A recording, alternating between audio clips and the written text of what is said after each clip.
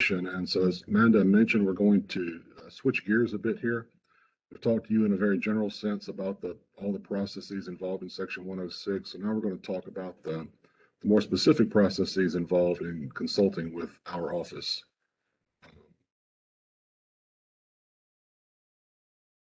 So this begins with initiating the Section 106 process. Many of you guys are familiar with our Section 106 project information form, which I'm showing here. And one important note for me to make here is that please make an effort whenever you're sending in your project materials and you're sending in this form to accompany those materials. Please make sure you're sending our most up-to-date form, which can be found at the web address I've listed here, or you can simply Google MoSHPO and then click on the Section 106 review link, and that'll take you to the page with this form. In my experience, a lot of the times where we have to delay your projects by asking for more information is because people are using an older form, where in that form we're simply not asking for the information that we now need. So please use our most up-to-date form. So whenever you're going to get a new form, just go to our website, download it there, rather than going back to some version you've saved on your hard drive, which may now be out of date. So let's jump into the individual sections of the form. I'll just provide some tips about how you guys can best fill these things out and provide us with the information that we need. This first one is very important. It seems like a simple thing, project name, but it's very important. You know, when we receive these forms, we're entering this information into a database, which represents our project log. Whenever you call us with subsequent questions, we have to then find your project in this log of literally tens of thousands of projects. So take advantage when you're devising your project name to make it as unique as you possibly can. And I would strongly advise everybody on this phone or everybody on this WebEx today to create a system within your organization where you are generating your own project numbers. Because for project names, it's really important that there be unique identifiers there for everybody involved. And I guarantee you this will improve your process of managing your own information if you will generate your own project number. So thanks to MoDOT and Forest Service guys on the line, and everybody else who employs their own project number system, that makes it a lot easier for us to find your project when you first submit your form, because we have probably not yet told you what our SHPO project number is, so you can't give us that number and help us find it that way. So if you create your own project number, really makes this process go a lot more smoothly. And that's really the goal of all of this. We want to make it easier, quicker, more efficient for you guys to get your projects through our office, and making sure you provide us with the information we need. It's a very important part of that process. So project name, seems simple, but very important. Federal agency, of course, any other involved agency, as we've mentioned, there could be multiple federal agencies on the project. There could be state agencies. If you want to note those in the other involved agency blank, you're welcome to. So contact person is the person that we're going to send our reply to. We're going to send our response letter to. So make sure you have entered the correct person in this blank who wants to receive MoSHPO's response based on your submission. So that person's email needs to be there. As we've mentioned, we send all of our responses by email now in order to expedite that end of the process. So if we have to take time to contact you to find an email, that's just time that's delaying your project. So please provide that contact email. And this is one of the places where using the old form gets people into trouble, because we used to not ask for contact emails in a period when we were mailing our response letters to people. So if you use the old form, you're not going to probably be providing us with an email, and we're going to have to contact you, and it's going to slow down your project. So contact address, city, state, zip, all pretty basic stuff. So if you move down the form, you'll get to the location of project. This is also an important part of the process. This allows us to quickly figure out where in the world your project is. If you fail to fill in this part of the form, it's going to take us a long time to figure that out. Deducing where it is, we might have to contact you to get this information. It can really delay your project if you fail to communicate to us where that project is. So county, street address, if there is one, city. You know, for latitude, longitude, and UTMs, it's not essential that you include both of those. We basically put those both there because for some people, this may be the first time you've ever even heard of a UTM. or a lat long. It's fairly easy for people to pull lat longs. You can do it from Google Maps. Just click on the screen in Google Maps. Your lat long will pop up. For others, UTM might be a bit difficult, but we wanted to put those there. Just whatever, however you want to give us your spatial coordinates of your project, lat long or UTM, choose one or both, whatever works for you. Legal description, township, range, and section. We need that information. Move down to the bottom of the first page. You get to the project information checklist. So to the best of your knowledge, is the project located in any of the following? So check one of those if you're aware of that. This next one is one where people get really confused. So we're asking, what are the dates of construction or dates of additions for buildings or structures already in the project area? So we're not asking for when are the dates of your proposed construction. That's not really information that's of interest to us. But what we're asking for here is of the buildings that have been identified within your project area, when were they constructed or when were they added on to? So read that carefully. Be sure to get us the correct information there. Next two are pretty straightforward. Has the ground been graded, built upon, or otherwise disturbed? Will the project require fill material? So this is an important question because, we think of the primary locations of projects, but there can be secondary locations. If it's a road project in one area, they might be having to go to a secondary area to acquire borrow fill to use in conjunction with that project. So that is still part of the same undertaking. That area needs to be assessed as well. So if the project will require fill, you'll check yes here. You'll indicate, give us a description there in the box below, what the nature of your areas are. Certainly show it on a map, and I'll talk about maps here in a moment. But you need to, it may be the case sometimes that you do not yet know. You know there will be fill, but you don't know yet where it will come from. That's fine. You don't have to submit that information at this stage, but you will have to submit it later as a separate submission once you do know that information. Then probably many of you will not be able to answer this question about if you're aware of archaeological sites in your project area, but if you are, click yes, give us some information about them below there, and then note their locations on a map. But if you can't provide that information, it's not a problem. So if we flip over the form, top of the back page, another critically important section, project description. This is probably the place, especially for Amanda, where she's having to go and ask for more info. As many of you guys know, if we have to ask for more info, that basically starts our 30-day clock over. So this is really a place that can add time to your project timeline. So please, by all means, be as detailed as you possibly can. Call us if you're not sure about whether you're providing the proper information, because we don't want to have to delay your project any more than is necessary. And so read the little subtext here and make sure and provide everything that we're asking for.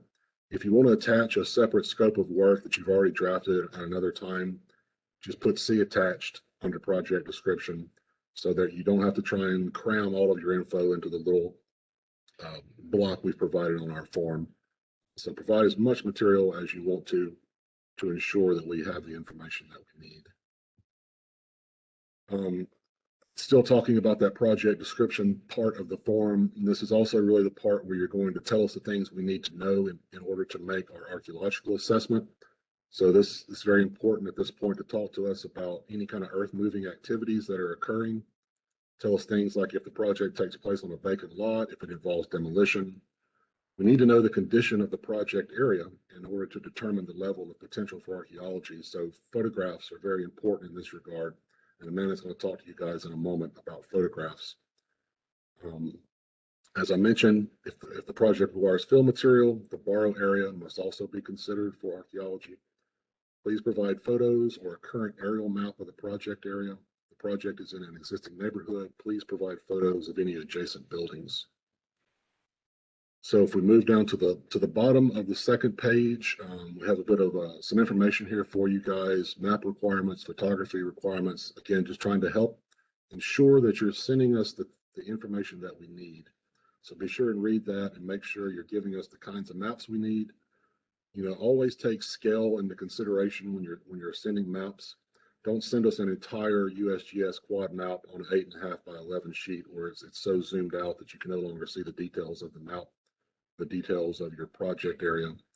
zoom into the quad map or the aerial map at a proper scale so that we can actually see what's on the map and see your project area. And I'll say for some reason, people just send us quad maps and fail to note the location of their project area on those maps. And I've just assumed people think that Missouri SHPO must collect quad maps because they keep sending us these maps with no information about their project location. So please, when you send us these maps, also note your project location on them.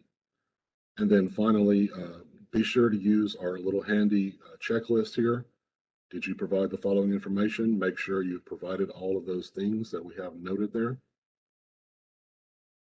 So just a quick slide on maps for archaeology review in terms of the kinds of things we want to see. So here's your classic USGS quad map on the left, some satellite imagery on the right where you can get from many different sources these days. Google Maps, Google Earth are certainly the easiest for most people.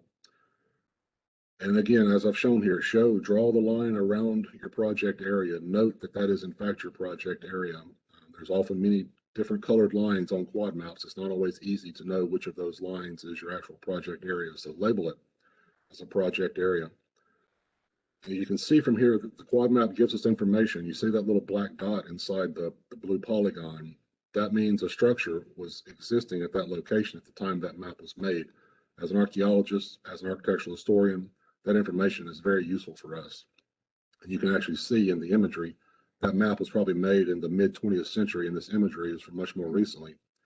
You can see that the house, probably still the same house that was shown on the quad map is there, although it could have been, the older house could have been demolished and a new house could have been built in the same location. But nevertheless, this is very important information. It alerts us to the fact that historic resources are present and that we need to be careful about this area. From that aerial imagery, I'm also seeing it looks like most of this area is in row crops. Some of it is in forest, so that quickly gives me information about the environment that is very useful for doing our archaeological review. And so I'm going to turn it over to Amanda, who's going to talk to you about some of the concerns she has in terms of maps for architectural review.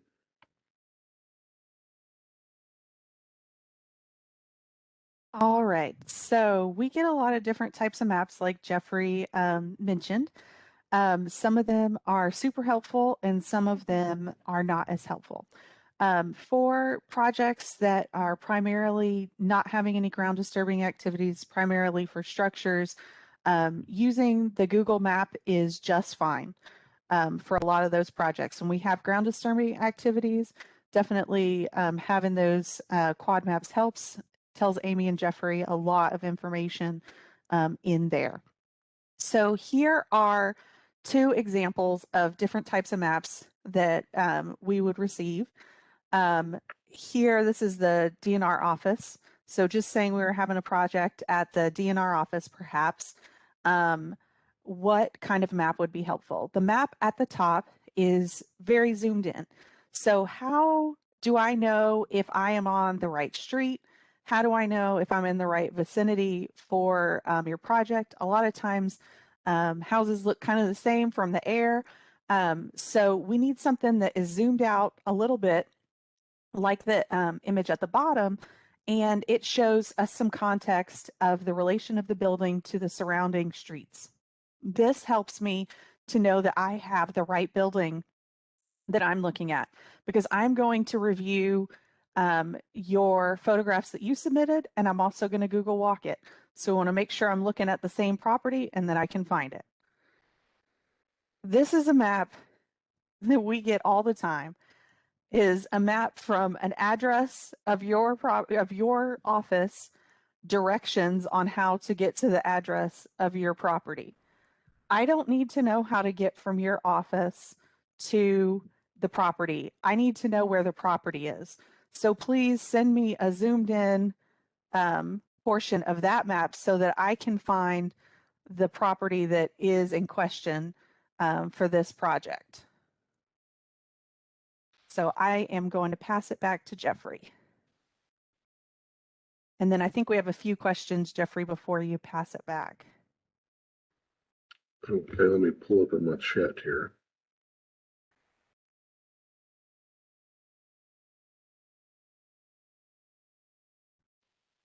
How does this work? Yes, so the form is available on our website as a PDF, Emily. If you go again, Google Most SHPO, click on Section 106 Review, you'll see a list of forms. So the Section 106 review form is a PDF. Print that out or fill it out, then print it out if you prefer, and mail that in along with your other submission materials. There's also, I believe it's also a PDF adjacent to that file with some instructions for filling out the form. So it might be helpful to you, especially if it's your first time filling one out, to read those instructions.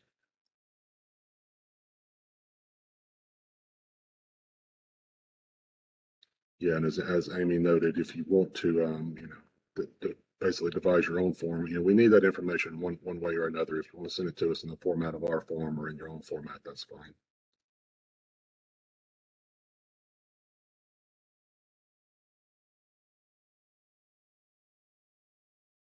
Yes, Kathleen, the more detailed, the more specific you can be about the site, the better, but that really does vary a lot from project to project. The diversity of projects we see in our office is pretty outstanding. And so the needs of any particular project in terms of specific details versus broad descriptions, I'm afraid is going to vary from project to project. Feel free to reach out to, if your projects are more archaeology interest oriented, feel free to reach out to Amy or I. We can talk more specifically about what you would need to do. Odds are, I suspect your projects are more relevant to Amanda in terms of structures and buildings. So you might reach out to her individually and talk about these kinds of concerns that you're expressing here, about the kind of information you need to send in. So Amanda Lincoln asks here about handling a demolition project that has 40 plus homes. Do we include one form with attachments? You want to take that one? Yes, I was just about to say it. Awesome. Mm-hmm. So this is a great question, and thank you so much for asking it, Lincoln. What I would prefer and what our admin, Chris Tillman, would love is if you will fill out one form for those 40 properties and you will put a a spreadsheet or a list of some sort of all of the 40 addresses included on there. Sorry. And then that keeps Chris from having to make 40 project folders for these projects. So for each of these projects, we create a folder. And so if you put all of those, say, hey, this is a big flood buyout demo, they all have the same funding source, it's all the same scope of work, just put them all, in the same town or the same county, that's fine. I prefer grouping by town or county.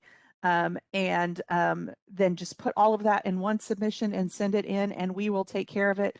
That keeps me from having to write 40 letters and Chris from having to make 40 forms.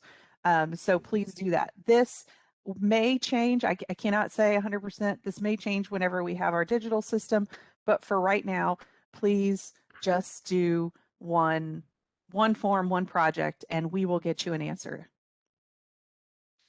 Yes, and thank you, Angela, for your entry into the chat box there, because I'm sure it's true. Not everybody out there has things like GIS at their disposal, but there are plenty of online options for tracking down things like quad maps and this other sort of imagery that we're asking for. So it can all be obtained freely from various places on the internet if you're aware of those places. So if you're ever looking for those kinds of places, you can check out what Angela shared here, and you can also contact us. We can point you in the direction of these kinds of services that are online.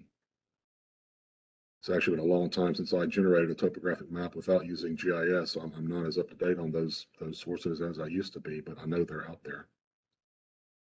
So let's move on to the next slide here. I just have one more, and then Amanda's going to talk to you guys about the do's and don'ts of photography. So just to wrap up my spiel on the form. So we only need one Section 106 project information form. Please provide photographs for each building that are in the target area. Key the photographs to a map of the target area, and Amanda will talk to you about that, what's really needed there. And that's a very important part, especially for her and her assessment.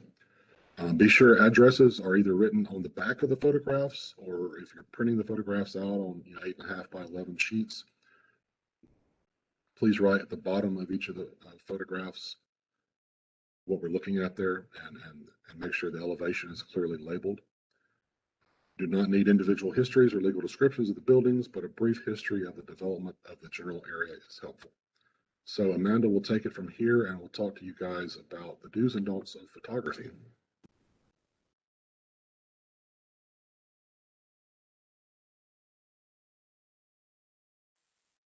Thank you, Jeffrey. And just as a quick observation for everybody, when you're filling out that form, if you are resubmitting something that has been to our office before, make sure you use that Section 106 project number, put it on your cover page, and put it, highlight it if you can. That will help our admin make sure that your project information gets into the right folder. This is particularly helpful, like if you have borrow area that's coming in like maybe 6 months later, or whatever, it makes her job a lot easier if she already knows the 106 project number, and has it, you know, in the memo line or on the project line. So, and highlighting it is awesome too.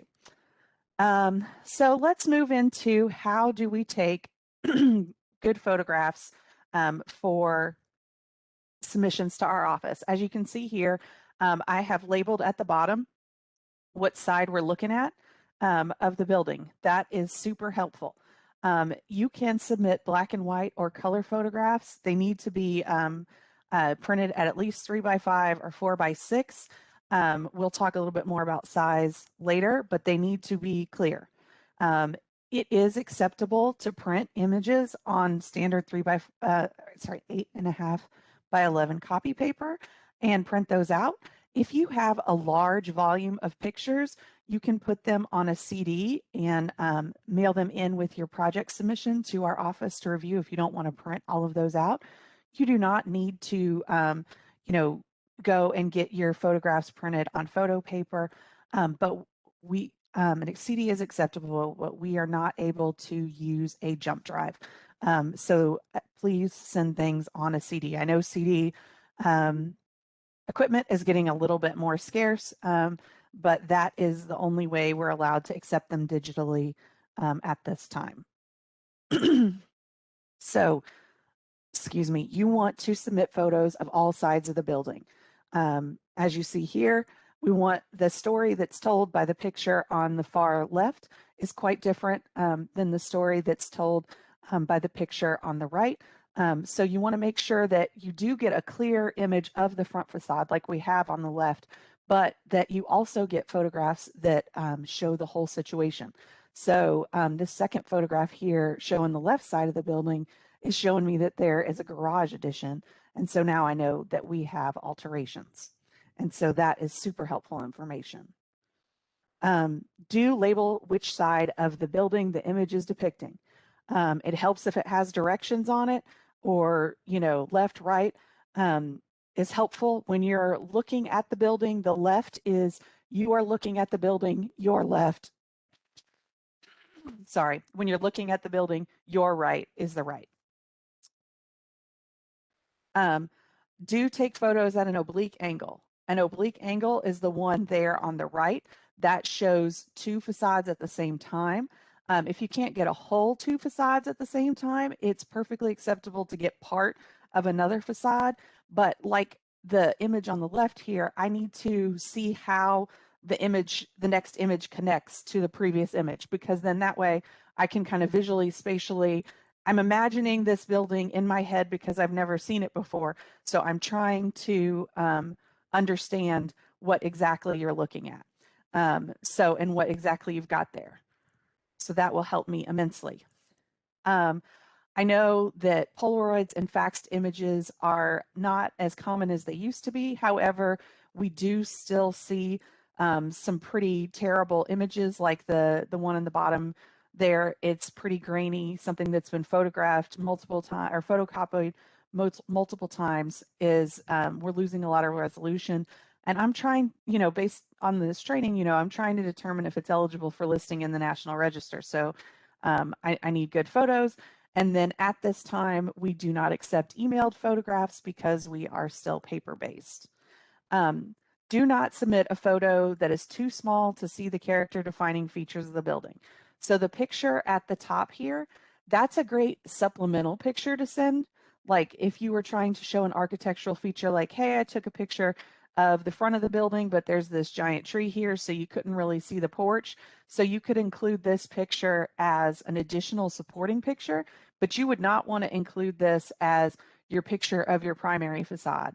If you send me photographs that chop up the building, I'm going to send you that letter back that says, you need to send me better photographs. It's the one with the check boxes and X's on it. So if you've seen it, that's the one I'm talking about. You don't want that letter. So make sure you get some good pictures and you supplement them with other smaller pictures that you might need to show details.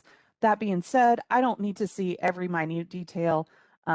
If I can tell that there's, intact architectural elements, then that may be enough on that and kind of what the state of those are. However, if you're trying to say these are all whacked up, they've been changed a lot, you want to definitely show me some better pictures. Like here in this picture, we've got a situation where the original porch railing has been replaced sometime with a metal railing.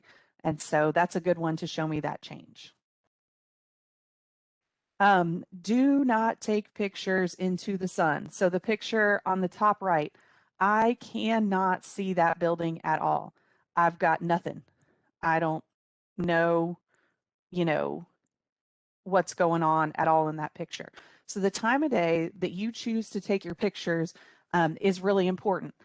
You do not want to take photographs into the sun that are backlit. In this situation, if that was the time of day that you got there and this is what you're getting, you might need to crouch down or change your angle to try and get the sun behind that tree. You need to look at your camera and see what part of the property the camera is focusing on, and make sure that it's actually focusing on the building as opposed to maybe something in the top right corner of that top right photograph. So having clear images, luckily there were other images for this one for me to see. If this was the front of the building, I probably would have had to send that back, honestly, to get a better picture of the front of the building. I'd try Google walking it. I would see how old the Google pictures are. I would look at it, but I can't guarantee that I wouldn't have to send that back. So make sure having good quality photographs is part of your submission. Do not send more than 2 images on a page. This is right here. We've got 6 images.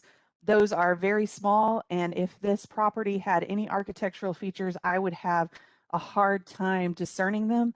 If I had concerns about materials integrity, I would not be able to assess them very well on these images. So 2 pictures, either 3x5, 4x6 or larger, for each property is what we're looking for. You want to take images of the overall site, like the picture on the left there. You want to show the environmental conditions. This is really important if you're having a project that has ground disturbing activities. We need to see what's going on in that area, what kind of conditions we're starting with. And, if it so happened that when the property owner acquired the property, it was already, the topsoil had already been removed, you need to show that so it and let us know that that was the condition that they acquired that property. That's the way it was received, so that we know that there wasn't any sort of, removal of archaeological sites in preparation for that. So make sure that you have an overall conditions of the environment, and if you have something that you think might be of concern, that you go ahead and identify what happened. It does happen that, people do things to properties and then somebody else acquires it, and it may look like it just recently happened, but it may not actually be part of this undertaking. So just make that clear. Do take pictures of any structures that may be present on the property. Having these remnants show us about previous habitation in the area. That helps us to know what else might be there that we may not be able to see in the photographs, and make sure that they are current images that reflect the current condition of the site. Do take streetscape photographs. What we're trying to get at with a streetscape photograph is we want to see the setting of the property. Now, the more days that go by, the more things there are on Google Walk for me to be able to look at. But it's oftentimes that those are very out of date, or that they may not have walked that area yet, hypothetically Google walk that area. So make sure that you've got setting photographs on there. This is a good setting photograph because I can see the houses down the street from the one where our project area is. It's really super helpful if you can actually get a picture down the street that actually has a tiny bit of the house that we're looking at, or the building that we're looking at in it. So like if this was our project, if that first house on the left there was the one that was subject to the undertaking, that helps me to put that property in the setting and to understand better about what's going on there. It also informs me about landscaping and different items on the landscape that might be contributing to a historic district. If you are doing a road project, a streetscape is not a picture of the road, okay? A streetscape is the picture of the houses or buildings along the road or lack thereof. So this is, we don't want to see a streetscape right here that shows just the trees and the road. This doesn't, same spot, but tells me a completely different story. And you want to make sure that you get both directions from your property and that you get both sides of the street. So just kind of depending upon how much vegetation, how wide the street is, and how far you're willing to walk from your vehicle. By how far, I mean, are you willing to cross the street? You might be able to get a better perspective on that. So make sure that you're showing us the area.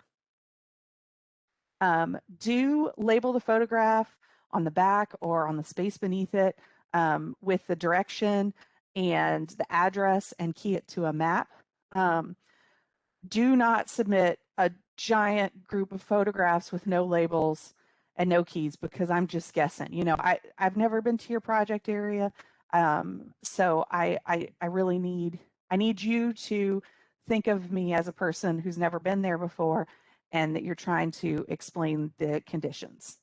So how do you create a photo map? It can be really simple. The picture on the right is, like I said, I took the DNR building there, and I just labeled where I've put the photographs. I did that in Microsoft Word.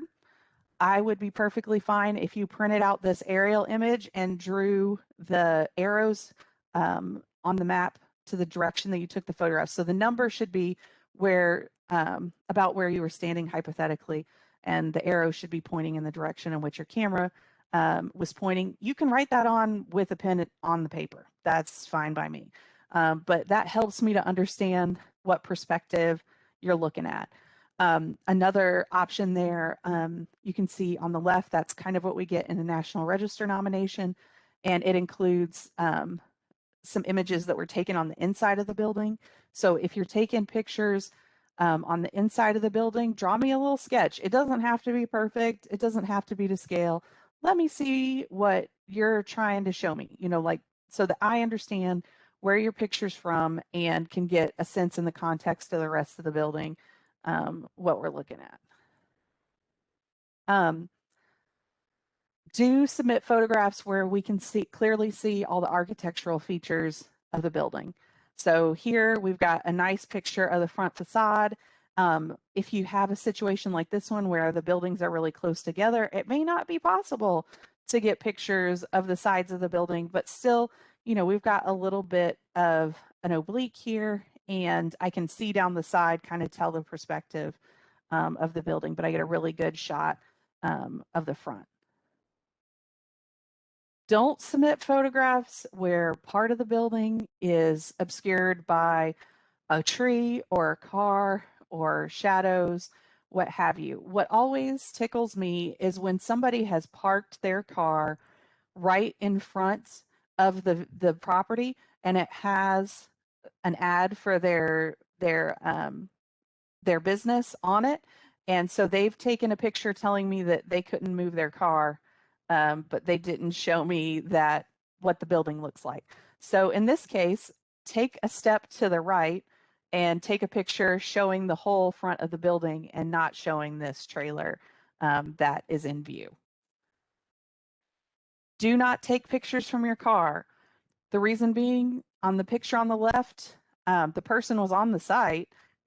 They took a picture, but they cut off part of the building on the left, and I've lost context because of the parts of the car. So, like, get out of your car and take a picture. Take a few steps from your car. I have a hard enough time in these pictures seeing what's going on, adding reflections and other items that to the picture make it really hard for me to evaluate. And then, like this one on the right, you could probably get an angle to show that building a lot better if you went and stood on the left side of the driveway. So, get out of your car and go and stand there.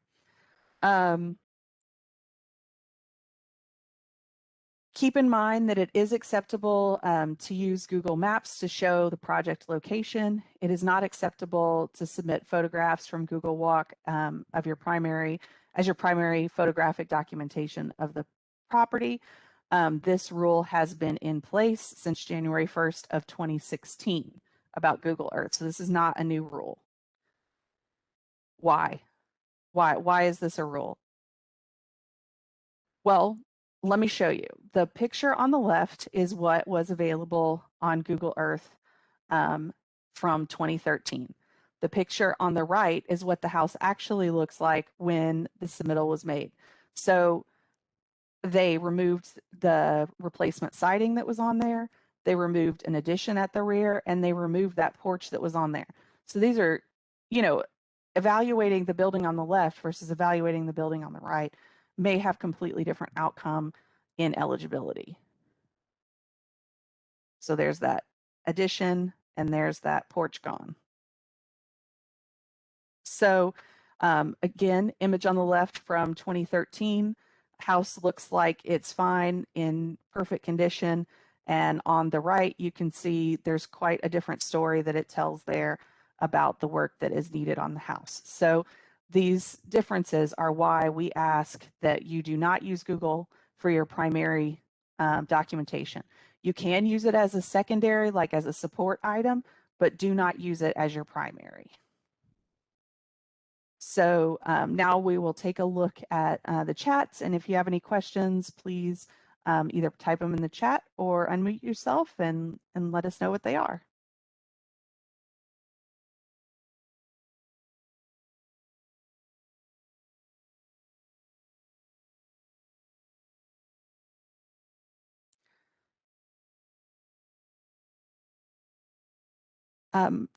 Aaron had said something about providing engineering plan sheets, and I think those are definitely great things to add to the submission. The form is not all inclusive, but it does the best that it can. So if you think that there's some information that you have that will assist us in our review, please send that in with your submission so that we have that. It looks like we had some talking about labeling sides A, B, C, or D, but really, if you could label them the cardinal directions, like Lincoln said there, it really makes things a lot easier because that's not changing. And I can look at that on my aerial on Google Earth and zoom out and zoom in, and I can know exactly what side you're looking at whenever I'm looking at the map. So having those cardinal directions is much preferred. Or like I said, when you're looking at the building, the left is what you see to your left. The right is what you see to your right when you're looking at the building in front of you. So you're looking at, the front door, the left is your left, the right is your right.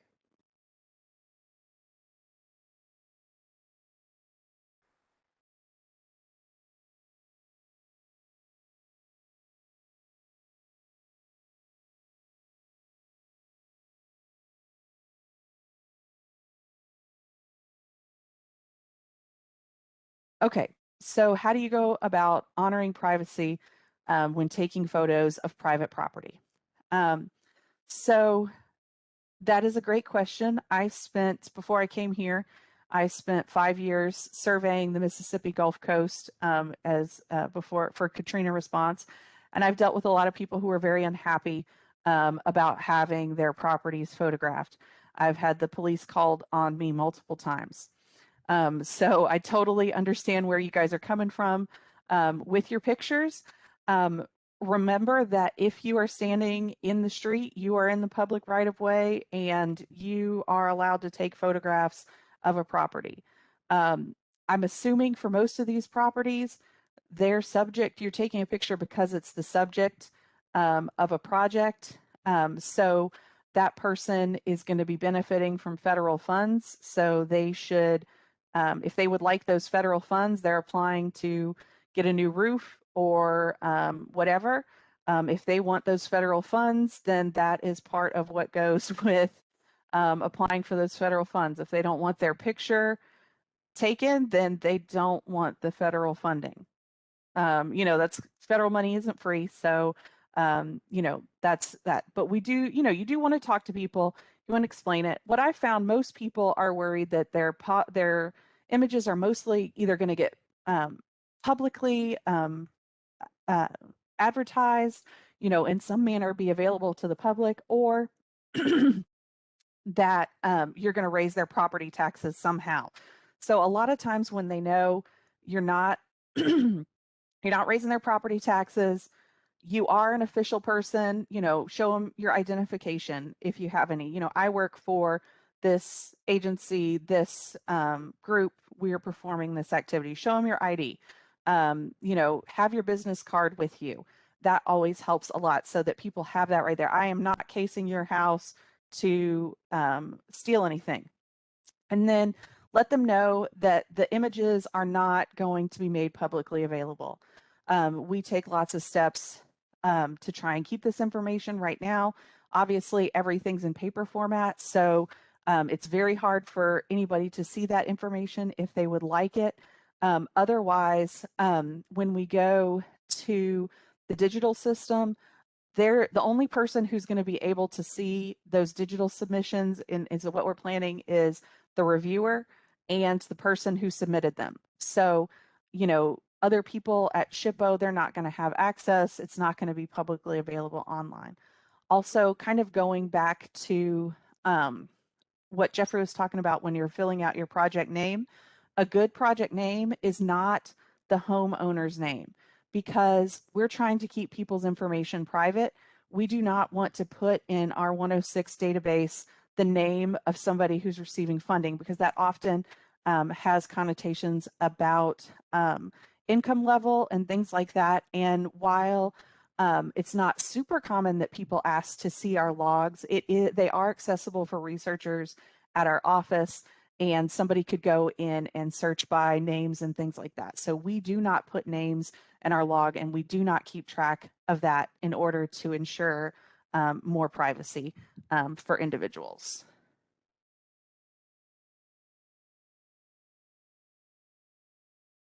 Yes, I would. Having a photo map in a cultural resource report is definitely helpful. Letting me know where you took those pictures adds a lot to the context about what I'm looking at. So that's super helpful. Pictures of the back of the home, are they necessary for review?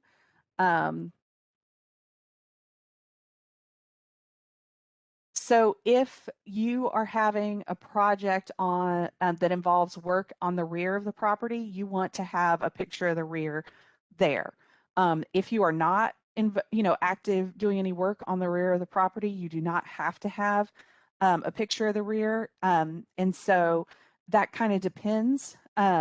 It's one of those things, if you can get it, please include it. If you can't, that's okay. However, the one time that I'm going to say as an exemption from that is if we're trying to determine if something is individually eligible for listing on the National Register, not eligible as part of a district, but individually eligible, we need to know the condition of the property. So if there is a big addition back there, or something that might affect the eligibility of the property to show a big change, you definitely want to get a picture of that. Because if you just say, hey, there's a giant addition on the back, I don't really know to what extent that is. So in that case, you want to show that. If you're like, there's a giant addition on the back, it probably makes this whole building not eligible. You definitely want to include that to the best of your ability.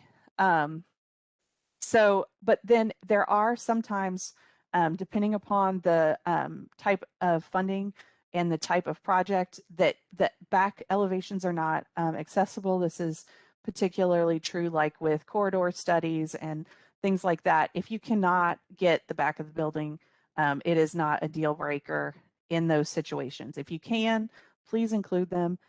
If you're unable to, then that's understandable. So we'll do the best we can, and I will be looking at it at the aerial. So I will see from the aerial view if there is a giant thing on the back, growth of something back there. I will see it there.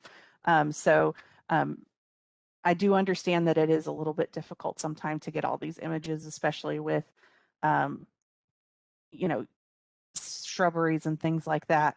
I used to wish I had like some sort of LiDAR camera that would allow me to look through bushes so that I can see the buildings better. I think that's all the questions. Amy and Jeffrey, did I miss anything? I didn't see any. All right. Well, I will give control back and head over and let it go over to you. Irving.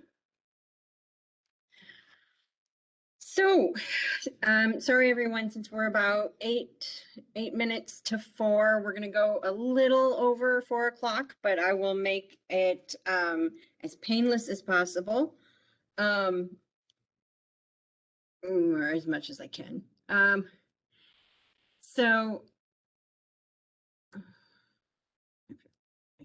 Okay, so what if you were out of compliance? That's what we're going to start talking about for the next couple of slides, which basically means out of compliance. What if you've already started a project and have not completed the Section 106 review? Stop work immediately. After you stop work, contact the agency official. I am not on screen, but anyway, I lost my thing. Sorry. So contact your federal agency, and then contact the SHPO. SHPO may not be able to comment because again, it might be a little F, it might be it might have had our opportunity to comment may have been foreclosed on. But still give us a call, let us know, and we can still do what we can.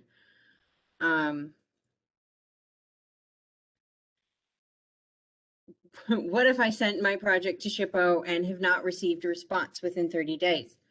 Well, because we still ask for projects to be sent via mail, we request that you please give us a call. We put Chris's contact email up in the chat previously, but anybody who wants it, you can also contact us. We would prefer you contact Chris because she is the lady who processes the mail and logs everything in. So if it came in, she would have seen it. Thank you, Amanda, for putting that in.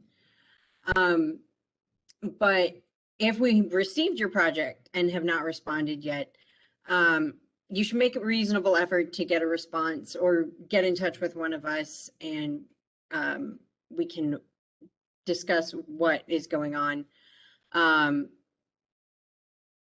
The non-responsiveness does not prohibit the agency from moving forward in the Section 106 review.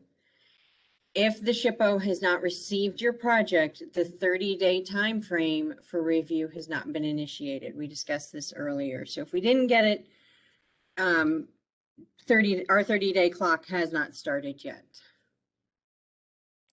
Next one. SHPO can rejoin the Section 106 process at any time. So this basically is referring to if an agency finishes out their Section 106, or they are at some point, if SHPO has stepped out of the process, we can rejoin the process at any time. However, the agency may decide to change previous determinations based on any additional information provided. So SHPO can comment at any time, but the agency may decide to change their determination. They may not. And again, if SHPO has not received your project, our 30-day time window has not been initiated, clearly. So emergency situations. I think that we need to discuss what an emergency situation is, and it's pretty sad that we actually have to go over this, but so 36 CFR 800.12, that addresses what emergency situations are so that they are officially declared by the president, the tribal government, or the state governor. Each agency is encouraged to develop its own emergency procedures in consultation with SHPO. Situational emergencies do occur, and these emergencies must be dealt with on a case-by-case basis, but SHPO still has to be contacted. So basically, if agencies take action in the cases of rescue and salvage, or if there is a threat to life and property, then we don't expect the agencies to contact us before they do anything, because obviously if it's off hours or something like that, they don't need to check with us. What they do need to do is still let us know. So if they've gone ahead and done something to prevent or mitigate the loss of life or property, then we just need to know about it. So last quiz. Everybody, see how many people are still paying attention here at the end. I give control back to Jeffrey. While Jeffrey's taking control, there's a question that I think it would be easier if I just kind of answered. So it's kind of a question and kind of not. So Lincoln says that he sends his packages with certified mail, and so then he knows when we receive them. But that means that the package was received in the DNR mail room at a different building from SHPO. So if your project is maybe not addressed super clearly to Missouri SHPO, attention, review, and compliance, if you have addressed your mail to Carol Comer, who is the official SHPO, it is not coming to our office. If you address it to Carol Comer, it is going to Carol Comer's office, in which it will sit there until they have a chance to look at it. And then it may get sent to our office if they figure out that that's where it's supposed to go. And then when they send it to our office, that is when the project is received in our office, not when it was received in the DNR mailroom. So having your project addressed to Missouri SHPO review and compliance is the best way to make sure that it gets directly to our office. We had a hard time with that a while ago. It's gotten a lot better, but just want to reiterate that. So.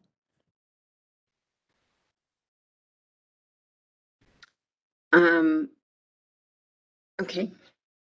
So we'll handle these and then address some of the comments that are in the chat. So polling question, are these actually emergencies? So I'll read off the situation and then you can all check off if yes or no, if you think these are emergencies. An organization wishes to hold recreational activities on Forest Service land, but will be crossing a National Register eligible site during their activities and have failed to obtain a permit. Is that an emergency? Heavy rains have led to the roads being washed out and MoDOT repairs the roadways. Is that an emergency? Number 3, a fire starts at an NR listed cathedral. Number 4, the U.S. Army Corps of Engineers needs to rebuild levees that were damaged in a previous flood event before another flood event occurs. And number 5, the power goes down during a heavy snowfall and electric co-ops need to fix downed power lines. So we got a couple of minutes and my poll has ended. Okay. Do I get to see the results?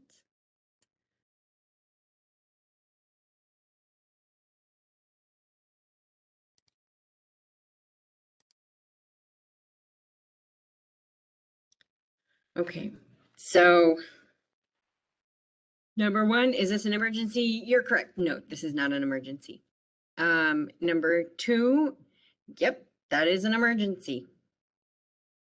Number 3, the fire, yes, that would be an emergency. Number 4, we have a little bit of a split. Is it an emergency or is it not an emergency? It actually is not. They're called emergency projects, but because they happen throughout the year, and so it's not so much that the flooding event is happening or it's coming. It's just that they're calling them emergencies. And number 5, the power going down, yes, that would be an emergency. So I will take control back here. Thank you. For 1 or 2 more slides. So that ends sort of the section 106 portion of the presentation. We decided to add on a little bit of extra information with regards to human remains and burials. The state of Missouri has the state cemetery law, which is 214, and the state unmarked human burial law, which is 194.4. My office oversees the compliance with the unmarked human burial law. But part of what is often confused is that the unmarked human burial law does not apply to anything that shows up on any deeds or old records. You know, a lot of people think that, well, if the grave markers aren't there, then they're unmarked. They aren't unmarked. If you know there's a burial there from if it's on an old map, if it's on an old deed, if it's on any form of documentation, it does not fall under the unmarked human burial law, and therefore old provisions have to be made under the cemetery law if the landowner or the agency chooses to relocate the burial. In addition to that, Nagpra is a federal law. It is the responsibility of the federal agency to apply. Each agency is expected to establish their own Nagpra procedures for their agency, either for their agency as a whole or for individual projects, in consultation with Native American tribes. The SHPO office, actually, because we are a museum under a designated museum under Nagpra because we receive federal funding, and we intake human remains under the unmarked human burial law 194, we have to comply with Nagpra. I am the person in our office, unfortunately, who has to do that because I am completely new to this, so please don't anybody think they can call and ask me questions because I guarantee you I do not know. I would recommend getting in touch with National Nagpra possibly reaching out. Most of the tribes have their own tribal Nagpra coordinator who are much more knowledgeable than I am about it. So if you have to do Nagpra, reach out to National Nagpra first before you reach out to me, because I'm the worst person to talk to. Anyway, are there any questions about emergency situations or Nagpra or burials? Any of the stuff that we just recently covered or what we've covered in the entire Amanda, it looks like there's a question for you from Neil Shoemaker. Do we have to do SHPO on certain age of mobile homes? So I did answer in there, but I will definitely make that comment for everybody, because I think probably more than one person has that question. And, you know, it's the same thing as we talked about before with houses. You know, if there's not a programmatic agreement in place that excludes a property of a certain type, then we do Section 106 as we would normally. There are mobile homes that are listed on the National Register. A lot of times it's part of a historic district. When in my former life, when I worked for FEMA, we wrote nominations for historic districts that included contributing mobile homes. So it is important that we go ahead and look at those property types as well.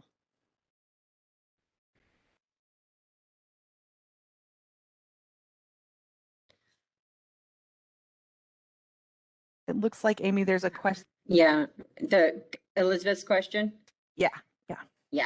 I was just reading that one. Elizabeth, the point is that if they are repairing a power line, if it's gone down during a storm, then that is not of concern.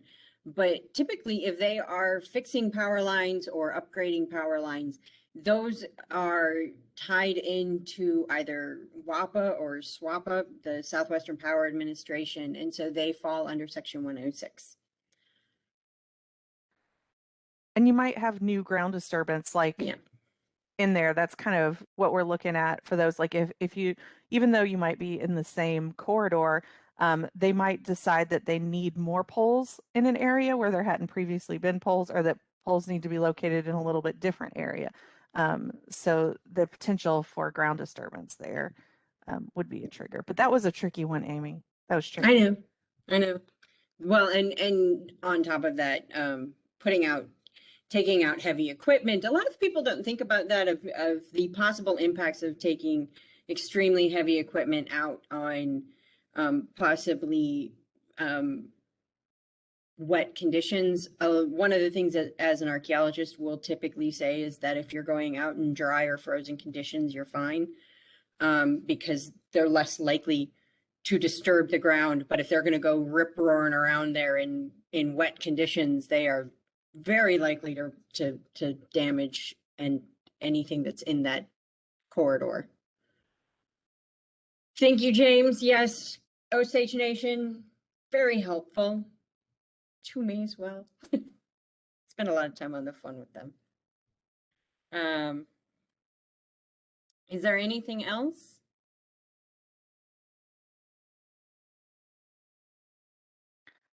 Do you want to go ahead and go to that next slide? And then if anybody has a question they're typing, we can catch it before we go.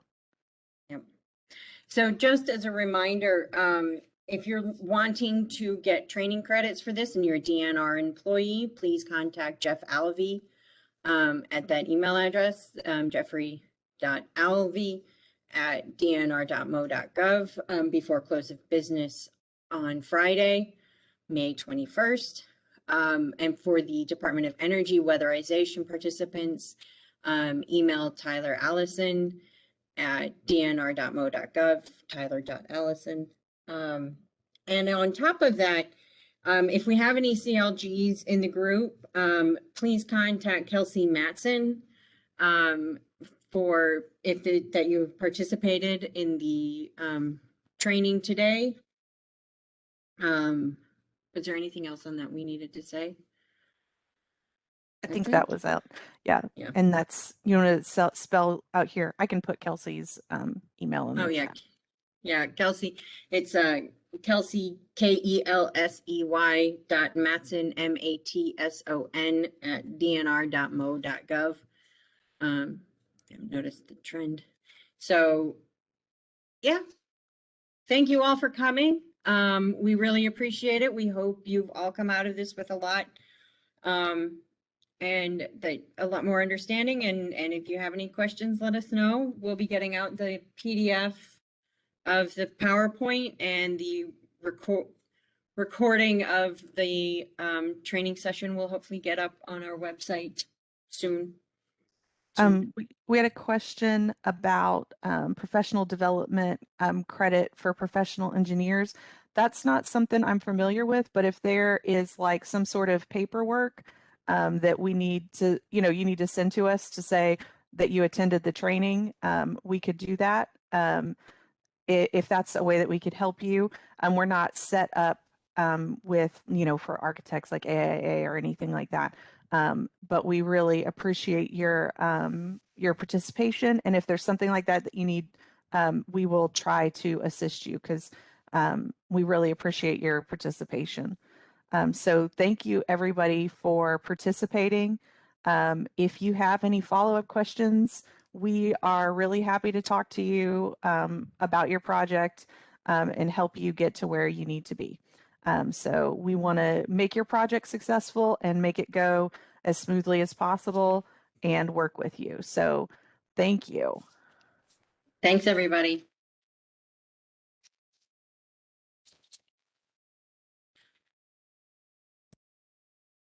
Thank you. Thank you.